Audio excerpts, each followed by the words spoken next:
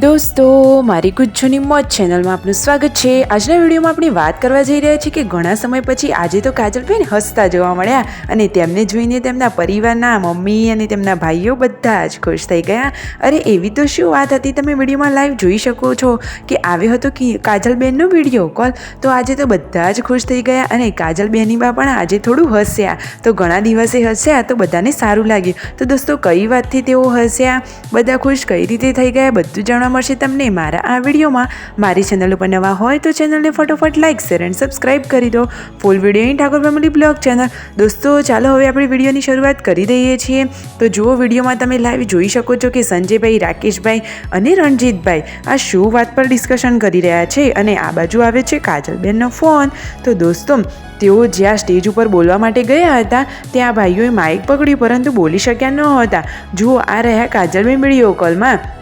તો દોસ્તો, હાલ તેઓ બોલી તો નહોતા જ શક્યા। જુઓ, તેઓ જે હોય એ સાચે સાચું કહી જ દે છે।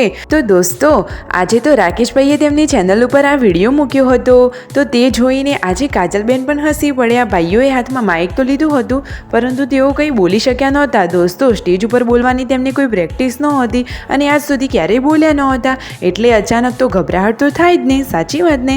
તો જુઓ, ભલે ને તેમને ગભરાહટ થઈ હોય પરંતુ તેમની આ કોમેડીથી તેમના બેની બા તો હસી ગયા ને। ભલે ને લોકોને ગમે તે લાગે પરંતુ તેમને તો તેમના બેની બાને હસાવી જ દીધા। તેમના માટે તો એકદમ હેપ્પી થઈ ગયું કહેવાય, સાચી વાત ને? અરે, કાજલબેનના ચહેરા ઉપર ઘણા દિવસે ખુશીઓ આવી કે જેથી વાત કરતાં કરતાં તેમના મમ્મી પણ હસી પડ્યા અને આ ત્રણેય ભાઈઓ પણ ખુશ થઈ ગયા। કાજલબેન કહે છે કે હું તો રસોઈ બનાવતી હતી અને આ તેમના ભાઈનો વિડીયો જોતા હતા, તો તરત જ તેમને પૂછવા માટે ફોન કરી દીધો અને પછી તેઓ આ રીતે વાતો કરી રહ્યા છે। જુઓ તો ખરા કે કાજલબેની બા ખુશ તો ઘરના બધા જ લોકો ખુશ। અરે જુઓ, ખરેખર ઠાકોર ફેમિલી તો બાકી એકદમ સરસ વિડીયો બનાવે છે, એકદમ ફેમિલી રિલેટેડ અને બધા જ જોઈ શકે એવા।